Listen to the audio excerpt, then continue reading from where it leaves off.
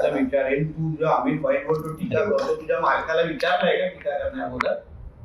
तुझ्या मालकाने तुझी मालकीन किती वेळा अमित भाईच्या वेळेसाठी दिल्लीमध्ये मागे पुढे फिरताय, याचे मग कधीतरी आम्हाला फोटोग्राफ सकट काही सीडीआर रिपोर्ट दाखवायला लागतील.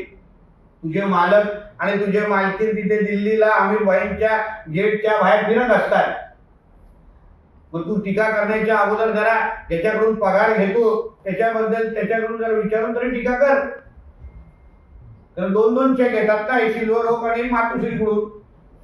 आता दोन्हीवर अगर लाट मारला तर रस्त्यावर यायची वेळ लागेल. शरद पवारांवर पण आज त्याने टीका केलेली आहे. म्हणून तर मी त्याचं पूर्ण नाव घेतो ना.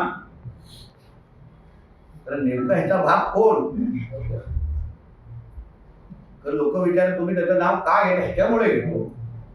तर आम्हाला वाटलं की तो मातोश्रीचा आहे आतापर्यंत, नंतर कळलं तो सिल्वर ओकचा आहे, आता हल्ली कळलं की मध्ये मध्ये 10 गणपतला पण लाल टपकोन बाहेर उभा असतो.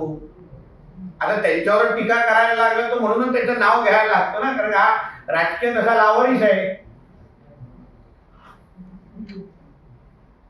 हातावर लिहायला लागेल मेरा बाप. हिंदी चला एक अजून एक